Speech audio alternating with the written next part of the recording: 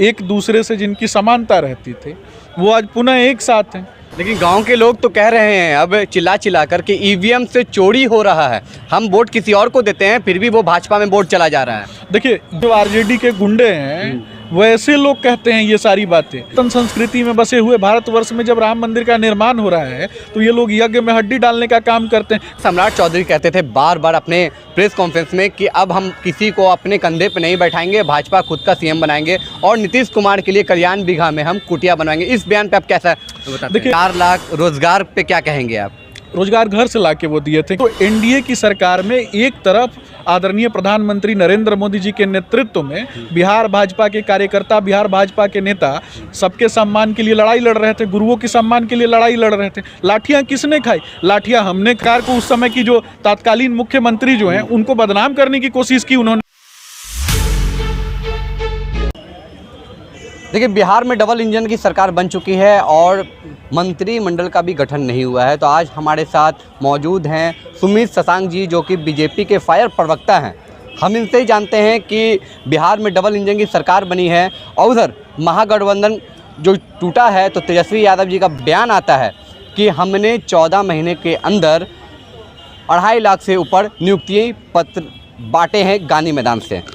भैया, आपका हमारे चैनल पर स्वागत है। धन्यवाद। क्या कहेंगे इससे? मंत्रिमंडल का भी गठन नहीं हुआ है, उधर तेजस्वी यादव जी बोलते हैं कि जो भी आपको नियुक्ति पत्र बटी है वो हमारे कार्य में बटी है, अगर नीतीश कुमार चाहते तो वो पहले भी बांट सकते थे। देखिए, एक कविता है, लाखों बार गगरिया फूटी सिकन ना आई पर पनघट पर, लाखों बार किश्तियाँ डूबी चहल पहल वो ही है तट पर, तम की आयु बढ़ाने वालों, लौ की आयु घटाने वालों, लाख करे पतझड़ कोशिश पर उपवन नहीं मरा करता है। लेकिन तेजस्वी यादव का ये भी तो कहना है कि मैं अभी तो खेल शुरू हुआ है। देखिए, उनको खेल खेलने दीजिए। बिहार के लोगों के लिए न्याय प्राप्त करना उनके लिए हो सकता है कि खेल हो, हमारे लिए जीवन और मृत्यु का प्रश्न है। हम भारतीय जनता पार्टी के कार्यकर्ता, भारतीय जनता पार्टी के नेता राष्ट्र निर्माण के लिए कार्य करते हैं, राष्ट्रीय नव चेतना के जागरण के लिए कार्य करते हैं। विविध सभ्यता संस्कृतियों में बसे हुए भारतवर्ष के कल्याण की बात करते हैं और इस दिशा में क्रमबद्ध तरीके से आगे बढ़ते हैं। बिहार में कहीं ना कहीं 2 पार्टियां जो नैसर्गिक रूप से एक दूसरे से जिनकी समानता रहती थी वो आज पुनः एक साथ हैं। तो ऐसे भ्रष्ट आचरण रखने वाले जो लोग हैं, परिवारवाद की जो जमात है, इनको तो घुटन होगी ना। समाज के अंतिम पायदान पर बैठे हुए लोगों का चारा जिन लोगों ने चोरी कर लिया और जो उनकी भैंसें थी उनका चारा चोरी कर लिया, ये भी तो देखने की बात है। गरीब तबके से आने वाले जो लोग हैं उनकी आंखों में आंसू देने का काम किया, सिर्फ अपने बच्चों का भविष्य सोचा। गांव, गरीब, मध्यम तबके से आने वाले जो लोग हैं उनके बच्चों का भविष्य जो है वो समाप्त हो गया। लेकिन गांव के लोग तो कह रहे हैं अब चिल्ला चिल्ला कर कि ईवीएम से चोरी हो रहा है, हम वोट किसी और को देते हैं फिर भी वो भाजपा में वोट चला जा रहा है। देखिए, ये कौन कहता है? ये गांव के लोग नहीं कहते हैं, ये गांव के लोगों का नाम लेकर के तथाकथित रूप से जो आरजेडी के गुंडे हैं वैसे लोग कहते हैं ये सारी बातें। गांव के लोग जो हैं वो तो राष्ट्र निर्माण के लिए काम करते हैं। गांव का जो ग्रामीण है वो तो अपने बच्चों के भविष्य के लिए काम करता है, वो तो कृषि के लिए काम करता है, वो तो माँ भारती के लिए काम करता है, वो तो भारत को माँ मानता है। ऐसे लोग तो भारत को भूमि का टुकड़ा मानते हैं ना। केजरीवाल के साथ गठबंधन किया इन्होंने, एक एक करके बताऊंगा। केजरीवाल के साथ गठबंधन किया है एक तरफ और कांग्रेस के साथ गठबंधन किया है। जो लोग भारत को मां नहीं मानते हैं, जेएनयू में जब नारा लगता है कि भारत तेरे टुकड़े होंगे इंशाअल्लाह इंशाअल्लाह, तो ऐसे लोग जो हैं वो उनके साथ बैठे हुए रहते हैं, उनके साथ बैठे हुए दिखाई देते हैं, उनको समर्थन करते हुए दिखाई देते हैं। तब इनको शर्म नहीं आती है क्या? बंगाल में जब आम बंगाली माताओं बहनों के साथ 2म दर्जे का व्यवहार होता है, उनके साथ जघन्य अपराध होता है और दूसरे देश से आए हुए जो लोग हैं वो उनके साथ गलत करते हैं, बॉम्ब विस्फोट होता है, भारत सरकार के मंत्रियों तक पर हमला हो जाता है, गवर्नर के ऊपर पत्थर चला दिया जाता है, तो ये अन्याय नहीं है क्या? ये भी तो देखने की बात है। पूरा का पूरा मैं सिर्फ इतना पूछूंगा, आपसे पूछूंगा और आपके चैनल को देख रहे सभी लोगों को जानने की आवश्यकता है, इंडी अलायंस में कौन सा ऐसा व्यक्ति है, कौन सा ऐसा दल है जिसके ऊपर भ्रष्टाचार का आरोप नहीं है, केस नहीं है, जिसके ऊपर ईडी, सीबीआई या फिर इन सब का छापा नहीं पड़ता हो? तो लोग तो बैनर तक लगा देते हैं कि कुछ भी पाप करके आइए और भाजपा में मिल जाइए, यानी कि वॉशिंग मशीन में मिल जाइए, आप साफ हो जाएंगे। तो वही तो मैं बोल रहा हूँ ना कि उनकी जो राजनीतिक बुद्धि है और एक जिस प्रकार से वो अपने बुद्धि का प्रयोग लोगों को दिग्भ्रमित करने के लिए करते हैं, लोगों को बरगलाने के लिए करते हैं, जन सामान्य लोगों को गलत तरीके से उनको डिस्ट्रक्टिव मेंटालिटी की तरफ बढ़ाने के लिए करते हैं। उन्होंने कभी राष्ट्र निर्माण की कभी बात की है क्या? कभी सनातन संस्कृति में बसे हुए भारतवर्ष में जब राम मंदिर का निर्माण हो रहा है तो ये लोग यज्ञ में हड्डी डालने का काम करते हैं। कभी राम मंदिर के विषय में न्याय दिलाने की बात की है क्या? कार सेवकों के ऊपर गोली चली, उनके लिए न्याय की कभी बात की है क्या? कभी नहीं बात करी है। अच्छा, सम्राट चौधरी कहते थे बार बार अपने प्रेस कॉन्फ्रेंस में कि अब हम किसी को अपने कंधे पे नहीं बैठाएंगे, भाजपा खुद का सीएम बनाएंगे और नीतीश कुमार के लिए कल्याण बिघा में हम कुटिया बनवाएंगे। इस बयान पे आप कैसा बताते हैं? देखिए, ये समझने की बात है। आप तो आज तो मिल गए हैं, उप मुख्यमंत्री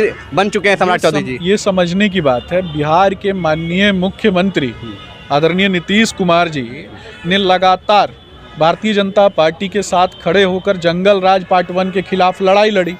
कहीं ना कहीं ये भी देखने की बात है कि एक भ्रष्टाचार में लिप्त व्यक्ति को भी उन्होंने सुधरने का मौका दिया।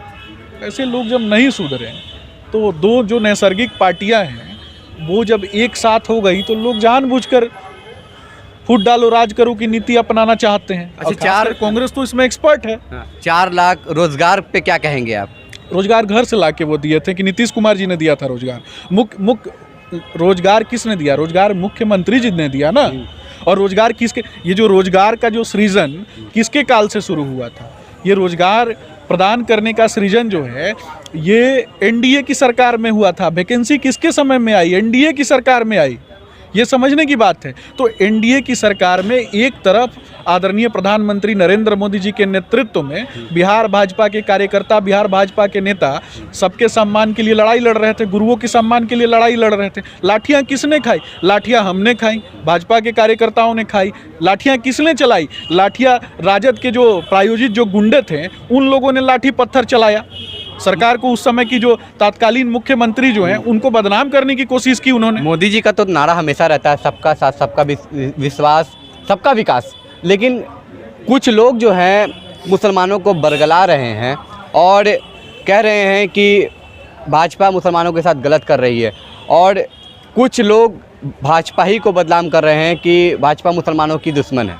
देखिए, समझने की आवश्यकता है कि अगर 3 तलाक से जो भी हमारी जो माताएं बहनें हैं, जो मुस्लिम माताएं बहनें हैं, उनको निजात दिलाने का अगर किसी ने कोशिश किया तो भारतीय जनता पार्टी ने किया ना। मुसलमानों की शिक्षा व्यवस्था को भी सुदृढ़ करने का काम किसने किया? भारतीय जनता पार्टी के नेतृत्व में ही हुआ ना। हम सबके साथ, सबके विकास, सबके सम्मान की बात करते हैं, भारत में जन्मा हुआ प्रत्येक व्यक्ति के विकास की बात करते हैं। अब जो मदरसा छाप कुछ लोग जो हैं, जो मदरसा में बैठ करके सनातन का ज्ञान से आप किनके पे? अरे सीधी सी बात है, जो वैसे लोग हैं आपको समझ में आता है ना। आतंकियों की जो लोग फैक्ट्री चलाते हैं वो सभी मुसलमानों के ठेकेदार तो नहीं हो सकते हैं। इस देश के विकास में सबका योगदान है और भारत माँ जो है वो सबकी भारत माँ है और सबके साथ, सबके विकास, सबके कल्याण के लिए हम काम करते हैं। इस देश में पंथ, मजहब, संप्रदाय से आने वाला प्रत्येक व्यक्ति जो भारत को माँ मानता है, भारत की रक्षा के लिए कार्य करता है, भारत की डेवलपमेंट में, इकोनॉमिक डेवलपमेंट से लेके ग्रामीण क्षेत्र से आने वाला जो एरिया है, इन सब के डेवलपमेंट में जिसका योगदान है वो भारत माँ का बेटा है। वो किसी जाति, पंथ, मजहब, संप्रदाय से आने वाला व्यक्ति नहीं है। लेकिन जानबूझकर कुछ लोगों को बरगलाने वाले जो लोग हैं और वो अपने नाम के आगे कुछ भी टाइटल लगा लेंगे तो उनको छोड़ देगी क्या सरकार? सुमित शशांक जो बीजेपी के प्रवक्ता, फायर प्रवक्ता हैं, उनसे हमारी बातचीत हुई डबल इंजन की सरकार को लेकर। तो ये तमाम सारी खबरें आपको कैसी लगी हमें बताएं कमेंट करके। बहरहाल आप MG न्यूज़ जनता की आवाज़ देख रहे हैं। मैं गुफरान, भाजपा कार्यालय पटना से।